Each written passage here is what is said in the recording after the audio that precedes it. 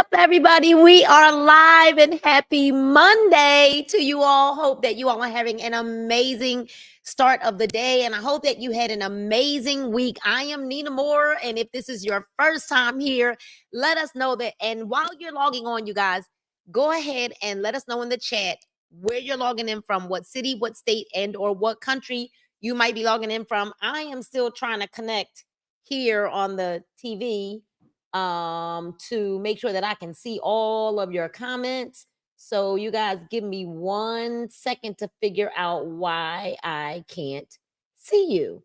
Ta-da-da, ta-da-da, ta-da-da. Oh, here, this one. I think I got it. Yep. There we go. So I see Miss Brenda is with us from Palm Coast, Florida. Who else do we have watching with us? We are live. So make sure that you're tagging and you're sharing. We are live. We want to make sure that everybody knows that we're live. And what are we doing here? Why is this? Okay, there we go. I'm gonna make this work, y'all. Okay, I promise. So let me see. It's here. There we go. I think I fixed it. All right, you guys. So again, I pray that you had an amazing week, and we are currently reading Think and Grow Rich. For those of you that are always here with us, let me know, what are you loving about Think and Grow Rich? I'm looking over to my left so that I can watch comments. I am hoping that I can see comments, you guys. I'm trying to figure this thing out. Last time I was able to see your comments. I want to make sure that I'm able to see the comments live. All right, so let us make sure. Give me 1 second, y'all, as we're getting comfortable and getting this party started. Ta-ta-da-da-ta-ta.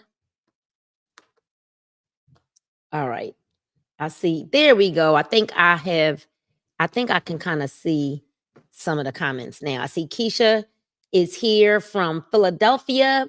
Who else is on the line with us? All right, so I don't know about you all, but I am absolutely 100% loving Think and Grow Rich. I believe that I was talking to my youngest brother the other day, and I was telling him, we read this book back in 2015.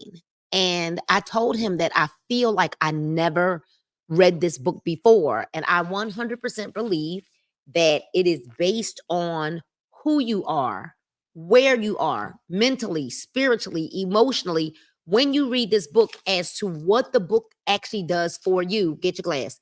Are you open to change? Are you actually open to receiving? Oftentimes when you're in church, you'll hear pastors say that they're praying for the ground to be fertile.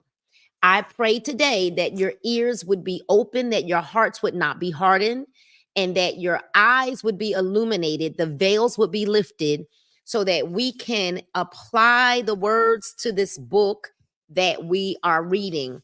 If I were you, I would send a special message out to somebody that I love, like, trust, and want them to grow with me. And I would say, hey, we're on YouTube Live. Join this book club so that we can learn and grow together. There's some things that I've learned along my journey. I am a #1 income earner in my professional network marketing businesses. And I've been a #1 income earner, a top income earner, a top sales producer. And so I am a professional, very proficient at sales. And one of the things that I've learned throughout my tenure of growing my businesses and growing and developing personally is that you'll never earn more than you can learn. You'll never earn more than you learn. You also cannot pour from an empty cup. And that leaders are readers. And it is not something that needs to be forced upon you. It's something that you should want to do, because when you dive into a book, you enter into a magical world of self-evaluation, personal growth, and development. So welcome to the wonderful world of reading, and welcome to Think and Grow Rich. We are currently in, if I'm not mistaken, we're in chapter 3, and we're talking about faith. And right now we are going to talk about the self-confidence formula. All right. You don't need the book. I'm going to read this to you, and all you need to do is grab a notebook, maybe, and a pen, and we are going to dive through these pages. So the self-confidence formula. First, I know that I have the ability to achieve the object of my definite purpose in life. Therefore, I demand of myself. Uh-oh. I want y'all to say that again. I demand of myself. I'm going to say it again. Sorry, y'all. I demand of myself persistent, continuous action towards its attainment. And I here and now promise to render such action. Let's say that again. That was so good that we need to say it again. What's up, Tamara Dunn? And as you guys are logging on, y'all know what to do. Let me know what city, what state, and or what country you are logging in from. So first, I know that I have the ability to achieve the object of my definite purpose in life. Therefore, I demand of myself. And that is a declaration that each and every one of you that are listening right now, whether you're watching it live or whether you're watching a replay, that you need to make that declaration right now, that I demand of myself persistent, continuous action toward its attainment. And I here and now promise to render such action. Aloha, aloha, and hola to you all. You know what's so amazing, you guys? Let me divert for 1 second. I was telling my husband what there's an amazing feeling at getting greetings from your business partners in multiple languages. How cool is that, right? And so, second, I realize the dominating thoughts of my mind will eventually reproduce themselves in outward physical action and then gradually transform themselves into physical reality. Therefore, I will concentrate my thoughts for 30 minutes daily upon the task of thinking of the person I intend to become, thereby creating in my mind a clear mental picture of that person. I want you to take a moment right now and I want you to jot it down in your notebook. Maybe you need to put a note in your phone if you don't have a notebook in front of you.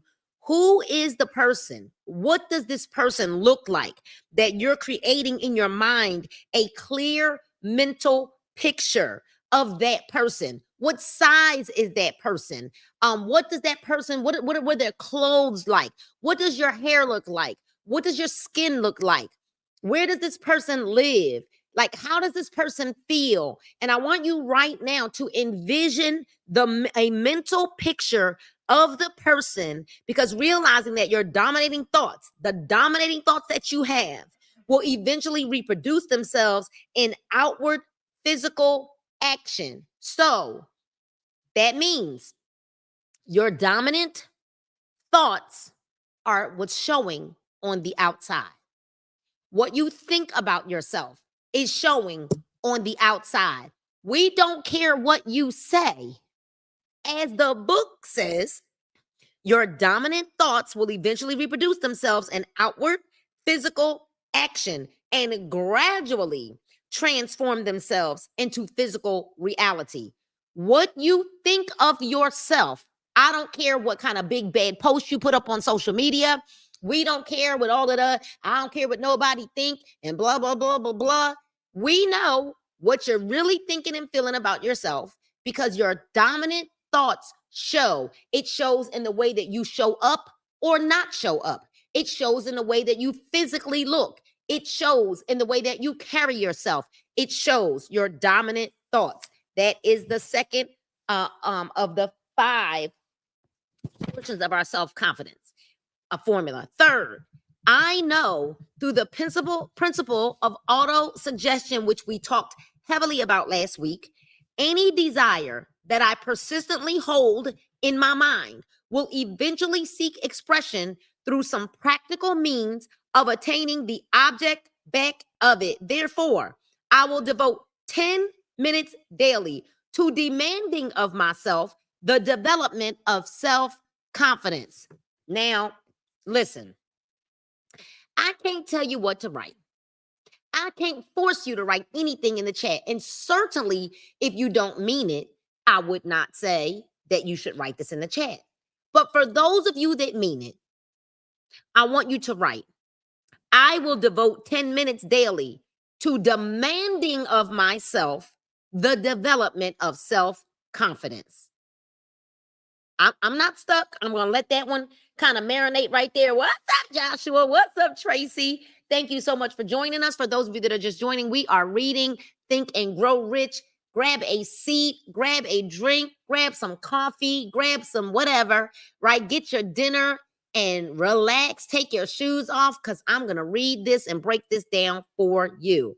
I will devote 10 minutes daily to demanding of myself the development of self-confidence. Fourth, I have clearly written down a description of my definite chief aim in life, and I will never stop trying until I shall have developed sufficient self-confidence for its attainment. Now, you know what I realize? What I realize is that we allow failures to deplete our self-confidence. And that is because we've never been taught to properly assess failure. I want you all to know this. Failure is the classroom to success. But we've been taught that if you got an F or D, that you were dumb, or you were less than, you were in a special ed class, or the whatever the case may be. And what we weren't taught is that perhaps you just have a different learning curve or a different learning style. So because we've been taught that failure was such a bad thing, we believe that when we fail at something that we are failures, and we attach the failure to who we are. And so it depletes our self-confidence. Can I get a whoop whoop, or can I get an amen in the chat? Can I get a whoop whoop? Can I get an amen? All right. So I've clearly written down a description of my definite chief aim in life, and I will never stop trying until I shall have developed sufficient self-confidence for its attainment. Fifth, I fully realize that no wealth or position can long endure unless built upon truth and justice. Therefore, I will engage in no transaction which does not benefit all whom it affects. I will succeed by attracting to myself the forces that I wish to use and the cooperation of other people. I will induce others to serve me because of my willingness to serve others. Basically, because y'all know that is part of what? What is that a part of? I will induce others to serve me because of my willingness to serve others. Those of you who have been reading with me should know where that line comes from. I will induce others to serve me because of my willingness to serve others. Where does that come from? But I need to back up. I fully realize that no wealth or position can long endure unless built upon truth and justice. Therefore, I will engage in no transaction which does not benefit all whom it affects. So basically, where are we going? What are we doing if we don't get this stuff right? We're talking about why we haven't had success and why this is not happening and why this is not happening. And the reality of it is do you even believe that it can? Based on what this says. That's right, the self-confidence formula. Beyond the Bible, Lacey, it's the self-confidence formula. It's a line straight from it. That I will induce others to serve me because of my willingness to serve others. Could it be that because you're not willing to serve others, that others are not willing to serve you? I think about it. We have a team, you guys, and in my business, we have a closeout night. And there are some people who, whether they're closing out or not, they show up for the team because they have a willingness to serve others. While others, when they're not running or they're not working, they disappear. Then those same people will have to turn around and wonder why no one wants to show up for them, because you have no willingness to serve others. You can serve your way to success. I will eliminate hatred, envy, jealousy, selfishness, and cynicism by developing love for all humanity, because I know that a negative attitude toward others can never bring me success. Row. I will cause others to believe in me because I will believe in them. and in myself. Now, how can anyone else believe in you if you don't believe in you first? I will sign my name to this formula, commit it to memory, and repeat it aloud once a day with full faith that it will gradually influence my thoughts and my actions so that I will become a self-reliant and successful person. Back of this formula is the law of nature, which no man has yet been able to explain. It has baffled the scientists of all ages. The psychologists have named this law auto-suggestion and let it go at that. The name by which one calls this law is of little importance, meaning it doesn't matter what it's called. It is what it is, right? The important fact about it is it works for the glory and the success of mankind if it is used constructively. On the other hand, if it is used destructively, it will destroy just as readily. In this statement may be found a very significant truth, namely that those who go down in defeat and end their lives in poverty, misery, and distress do so because of negative application of the principle of auto-suggestion. And so here's the deal. Everyone uses auto-suggestion every single day. It's what you choose to auto-suggest to yourself. So, have you ever met a person that when you suggest that we do something, the first thing that they say is, "Well, I don't know if we should do that because what if it doesn't work out? Well, what if it does? Well, what if it does? And why is it that that's always your go-to? That, well, what if it doesn't work? But what if it does? Auto-suggestion. So some of us have a negative auto-suggestion, and some of us have a very positive outlook auto-suggestion, where I will tell you guys that everything that I put my hands to, I believe that it's going to come to pass. You can ask Paul. Everything. Like, there is never a time when I believe that I'm going to fail. There is never a time when I think that something's not going to work. There is never a time that I think that a customer is not going to shop from me. There is never a time when I think that a person's not going to sign with me. As a matter of fact, when they don't, I'm like shocked. Like, what? No, really. Like, oh, I feel bad for them. Oh, because there's never a time when I don't think that I'm going to close a deal. There's never a time. And the reality of it is this. Even if I don't close the deal on that day, doesn't mean I don't think the deal's going to close. It doesn't mean it's not going to happen. It just means it didn't happen that day. When we read, our author told us that his son was born with no hearing apparatus. He believed that his son would hear and talk. And 18 years later, it happened. Some of y'all can't go 18 minutes. You can't go 18 days. You can't go 18 weeks. You can't go 18 months, let alone 18 years, believing that something's going to happen. And the reality of it is when God is ready for you to have it or be it or do it, it will come to pass. He said in his word that he's never, ever going to put more on us than we could bear. And if he's never, ever going to put more on us than we could bear, why would you believe that he would send all of these people your way and you can't handle the 2 or the 3 that you got? You can't handle your own mindset from day to day. You can't stay hot for 90 days straight. I'm really curious to see who can last 90 days. Because after 90 days, you can really see who a person really is after 90 days. A person that cannot remain consistent for 90 days, it says a lot about who they are. 90 days.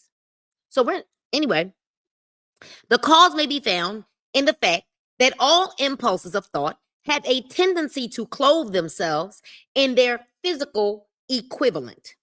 The subconscious mind, the chemical laboratory in which all thought impulses are combined and made ready for translation into physical reality, makes no distinction between constructive and destructive thought impulses. It works with the material we feed it. Through our thought impulses, wait a minute. back up. It works with the material we feed it. Let me hold on. I'm gonna read this whole paragraph again because I think that you guys are sleeping on what we just read. The subconscious mind, the chemical laboratory in which all thought impulses are combined, are made ready for translation into physical reality. So our subconscious mind controls our physical reality, and it makes no distinction between constructive and destructive thought impulses, meaning whether you're positive or whether you're negative, your subconscious mind doesn't even know the difference between a lie and the truth. That you can keep lying to yourself every day. I'm the biggest, baddest recruiter there is. I'm the biggest, baddest recruiter there is. I'm the biggest, baddest recruiter there is. Your mind doesn't know that you're lying to it. Right? And so here's what you need to understand. It makes no distinction between the two, and it works with the material that we feed it through our thought impulses. Once again, it works with the material that we feed it through our thought impulses. I want to station break. Book club on Monday is not enough. See, every day you have to choose life. I choose life every single day. And just because you make it to book club on a Monday, but then Tuesday you're feeding yourself negative or destructive thought impulses, you're never going to get ahead. Turn off the TV, turn off the news, and you speak those things, that's right, Lacey Ann, that are not as though they are. And you do it over and over and over again. Because our what? Our thought impulses, our mind, our subconscious works with the material that we feed it through our thought impulses. The subconscious mind, let's go again, the subconscious mind, I love this book, I don't know about y'all, will translate into reality a thought driven by fear just as readily as it will translate into reality a thought that's driven by courage or faith. So here's the deal. No one has a problem with thinking negatively. But we don't even understand that if we would just train our brain, type that in the chat, train my brain. If you would just train your brain to have thoughts that are driven by courage and faith, that you can have the opposite outcome if you would just train your brain. So the pages of medical history are rich with illustrations of cases of suggestive suicide. A man may commit suicide through negative suggestion just as effectively as by any other means. In a Midwestern city, a man by the name of Joseph Grant, a bank official, borrowed a large sum of the bank's money without the consent of the directors. He lost the money through gambling. One afternoon, the bank examiner came in and began to check the accounts. Grant left the bank, took a room in a local hotel, and when they found him 3 days later, he was lying in bed, wailing and moaning, repeating over and over these words, "My God, this will kill me. I cannot stand the disgrace." In a short time, he was dead. The doctors pronounced the case one of mental suicide. Now, I want to stay right there for a second. How many of you are committing mental suicide?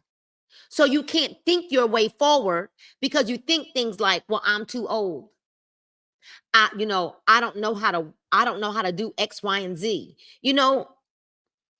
I've been watching and studying some things through social media, and I'm leaning more towards looking at the people, not the 20-year-olds, because why would I want to mimic someone who's 20? That's not my following of people. People that are in their 20s are not following me. But I started studying the patterns and the behaviors and the videos, hey, Lottie Boss, of the women that are much older than me, like Babs. Babs, who every single day gives you life practical tips. How to create how to make your Thanksgiving dinner go smoothly, how to decorate this, how to clean off your grill, how to clean out the trash can, how to make sure you done. How do you? And I'm here to tell you that every time I hear somebody tell me, well, I'm 56 and I'm 59 and I'm 61 and I'm 65, and I'm looking at these women that are dominating social media,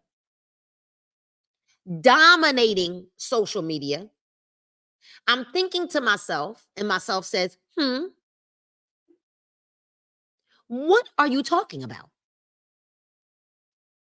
You're committing mental suicide. Just as electricity will turn the wheels of industry and render useful service if used constructively, or snuff out life if wrongly used, so will the law of autosuggestion lead you to peace and prosperity, or down into the valley of misery, failure, and death, according to your degree of understanding and application of it. If you will fill your mind with fear and doubt and unbelief in your ability to connect with and use the forces of infinite intelligence. Ladies and gentlemen, we have infinite intelligence. And everything else that we don't have, we can Google it. I'm not stuck. We have infinite intelligence. If you will fill your mind. So if you fill your mind with fear and doubt and unbelief in your ability to connect with and use the forces of infinite intelligence, the law of autosuggestion will take the spirit of unbelief and use it as a pattern by which your subconscious mind will translate it into its physical equivalent. Have you seen people who say that they're on a weight loss journey, right? But they're so addicted to food that that's all they think about. So they're working out in the gym, not losing a pound, because in the back of their mind, all they're thinking about is food, food, food, food. Oh, when this 30 days is over, when I lose this weight, because all they're thinking about is getting back to that addictive behavior. When the thing that has to be broken is the will of the addiction. So no matter how much you work out and you're looking at yourself like, what is going on with my body? It's because you're not dealing with the root cause. And the root cause is the addiction. It's the addiction. So there are some people, you guys, that can eat a piece of cake. They can go walking, drink some detox, drink some water, go to the gym, and they look fine. And then there are others that look at the piece of cake and feel like they gained 5 pounds. It is because you got to deal with the spirit. And if you don't believe that it can happen for you, and if you don't break that root of addiction, you'll use it as a pattern by which your subconscious mind will translate it into its physical equivalent, whatever that is. This statement is as true as the statement that 2 and 2 are 4. Like the wind carries one ship east and another west, the law of autosuggestion will lift you up or pull you down, according to the way you set your sails of thought. We ought to type that in the chat. Set my thought sails daily. The law of autosuggestion, through which any person may rise to altitudes of achievement which stagger the imagination, is well described in the following verse. Are y'all ready? If you think you are beaten, you are. If you think you dare not, you don't. If you like to win, but you think you can't, it's almost certain that you won't. If you think you'll lose, you're lost. For out of the world we find, success begins with a fellow's will. It's all in the state of mind. If you think you're outclassed, you are. You've got to think high to rise. You've got to be sure of yourself before you can ever win a prize. Life's battles don't always go to the stronger or the faster man, but soon or late, the man who wins is the man who thinks he can. Powerful. Powerful, powerful, powerful. Observe the words which have been emphasized, and you will catch the deep meaning which the poet had in mind. Somewhere in your makeup, perhaps in the cells of your brain, there lies sleeping the seed of achievement, which, if aroused and put into action, would carry you to heights such as you may never have hoped to attain. Just as a master musician may cause the most beautiful strains of music to pour forth from the strings of a violin, so may you arouse the genius which lies asleep in your brain and cause it to drive you upward to whatever goal you may wish to achieve. Abraham Lincoln was a failure at everything he tried until he was well past the age of 40. He was a Mr. Nobody from nowhere until a great experience came into his life, aroused the sleeping genius within his heart and brain, and gave the world one of its really great men. That experience was mixed with the emotions of sorrow and love. It came to him through Anne Rutledge, the only woman whom he ever truly loved. It is a known fact that the emotion of love is closely akin to the state of mind known as faith. And this for the reason that love comes very near to translating one's thought impulses into their spiritual equivalent. During his work of research, the author discovered from the analysis of the life work and achievements of hundreds of men of outstanding accomplishment that there was the influence of a woman's love back of nearly every one of them. The emotion of love in the human heart and brain creates a favorable field of magnetic attraction, which causes an influx of the higher and finer vibrations which are afloat in the ether.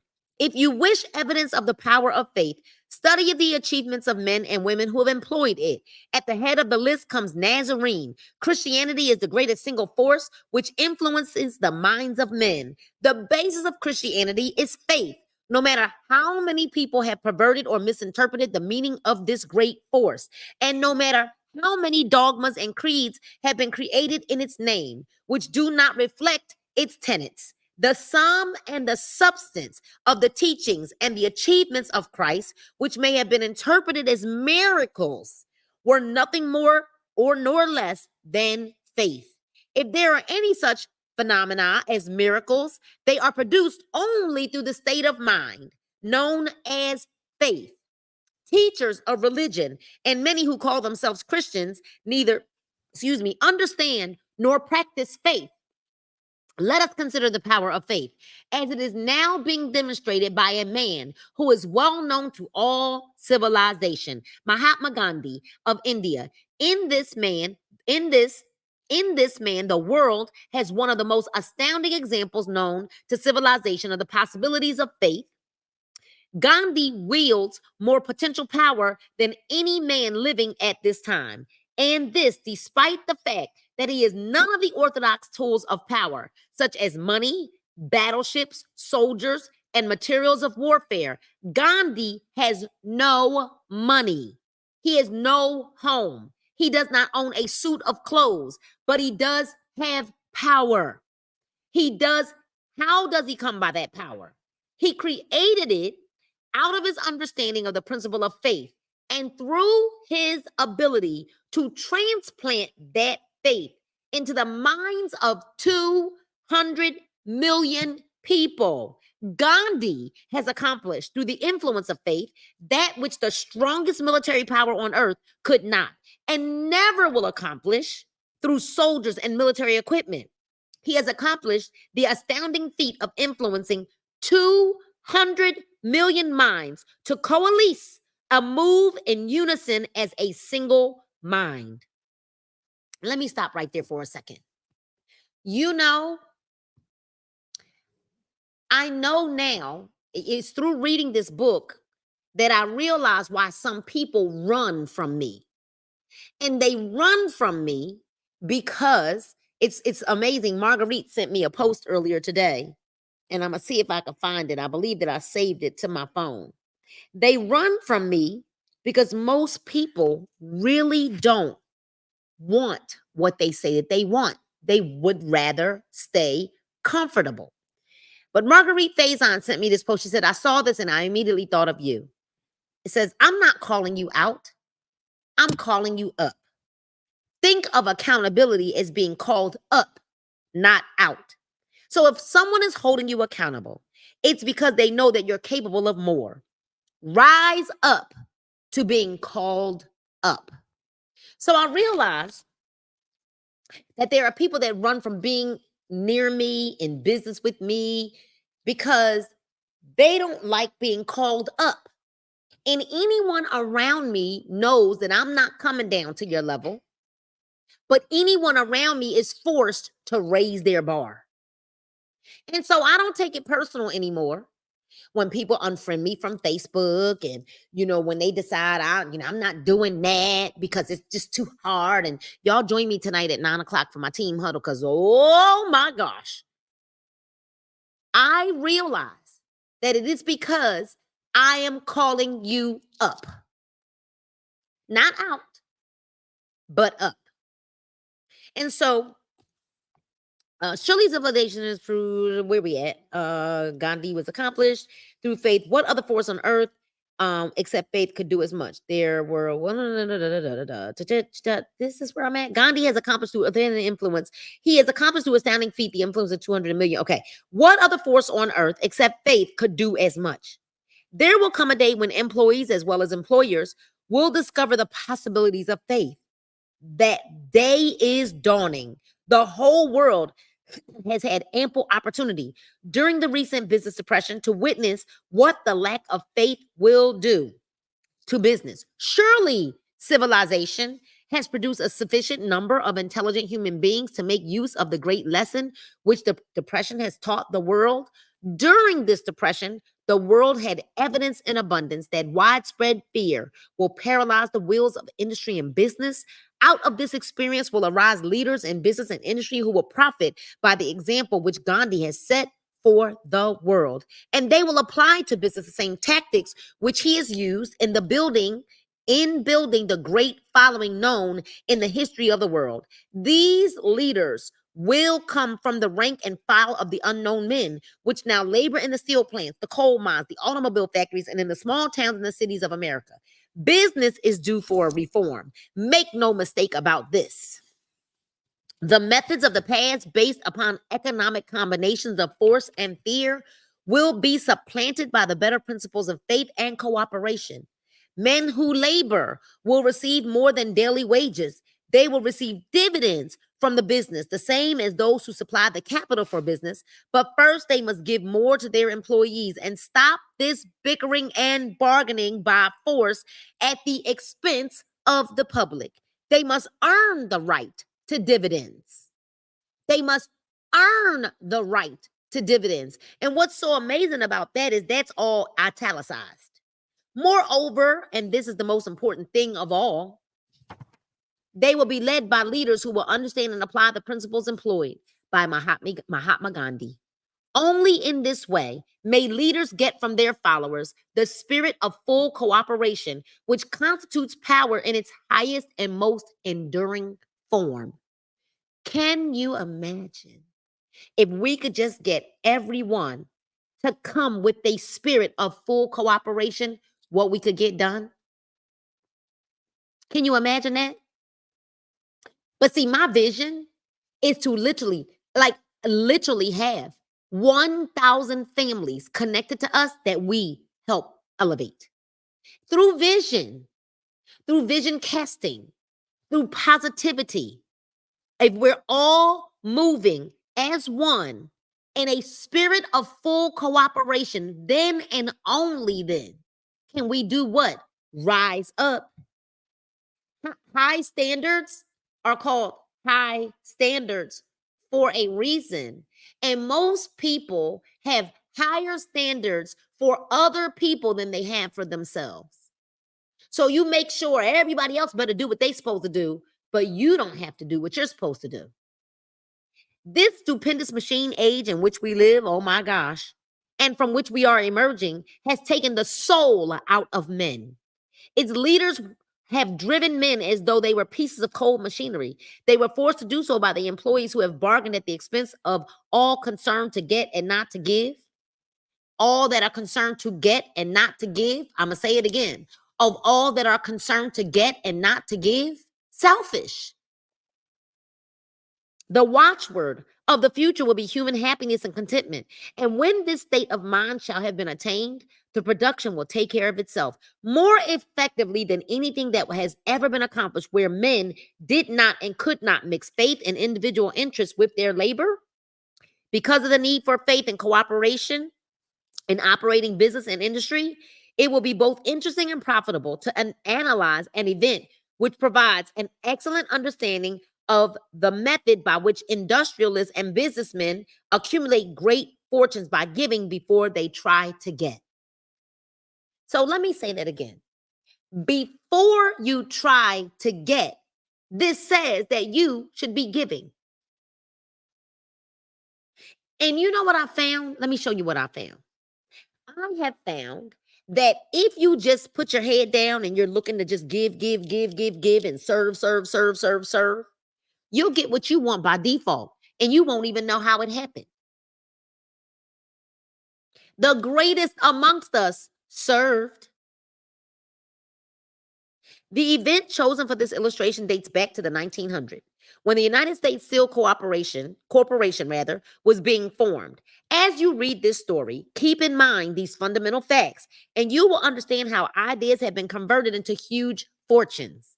First, the huge United States Steel Corporation was born in the mind of Charles M. Schwab, in the form of an idea he created through his imagination. Second, he mixed faith with his idea. Third, he formulated a plan for the transformation of his idea into physical and financial reality. Fourth, he put his plan into action with his famous speech at the University Club. Fifth, he applied and followed through on his plan with persistence and backed it with firm decision until it had been fully carried out. Sixth, he prepared the way for success by a burning desire for success. If you are one of those who have often wondered how great fortunes are accumulated, this story of the creation of the United States Steel Corporation will be enlightening. If you have any doubt that men can think and grow rich, this story should dispel that doubt, because you can plainly see in the story of the United States Steel the application of a major portion of the 13 principles described in this book. This astounding description of the power of an idea was dramatically told by John Lowell in the New York World Telegram, with whose courtesy it is here reprinted. A pretty after-dinner speech for $1 billion. Now let me see how long this is.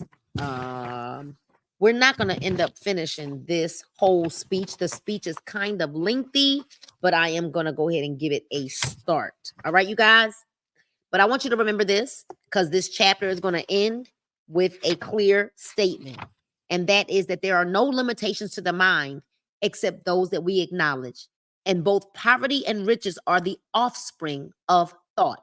So if you're experiencing poverty, that is an offspring of thought. If you're experiencing riches, that is an offspring of thought. But a pretty after-dinner speech for $1 billion.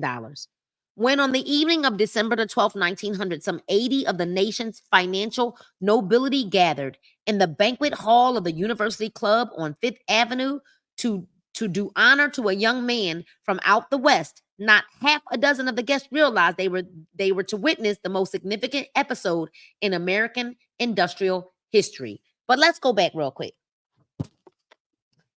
The United States Steel Corporation was born in the mind of Charles M. Schwab. So now I want you to think about all of the things that you're birthing in your mind. not just positive, but what are some of the things? Why is this frozen? All right. Well, I'll just keep reading, but it's definitely frozen on my end.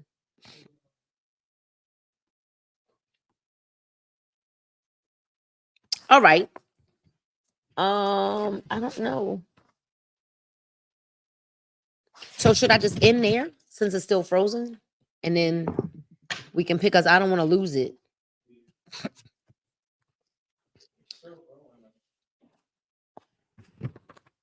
Try on your phone and see if clicking on and see what happens. Is it live? You can still see it live?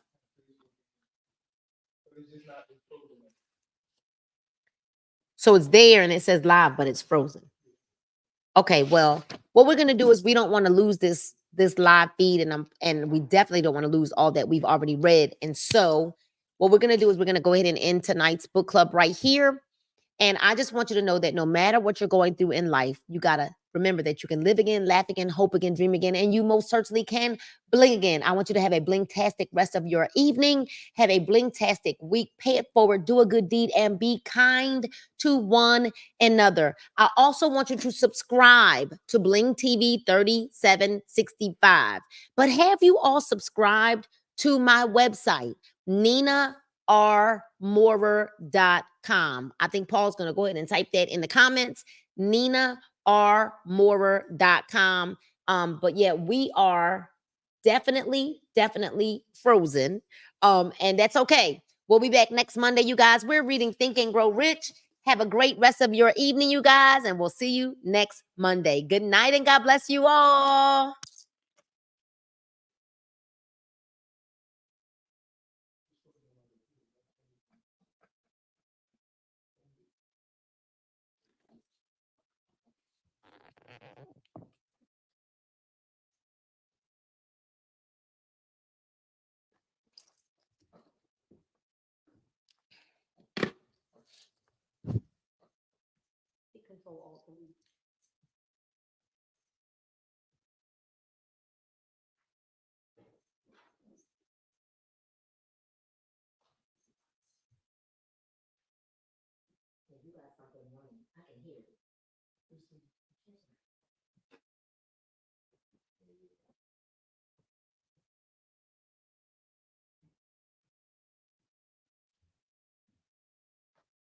I told you that the broom is in the garage, Jess.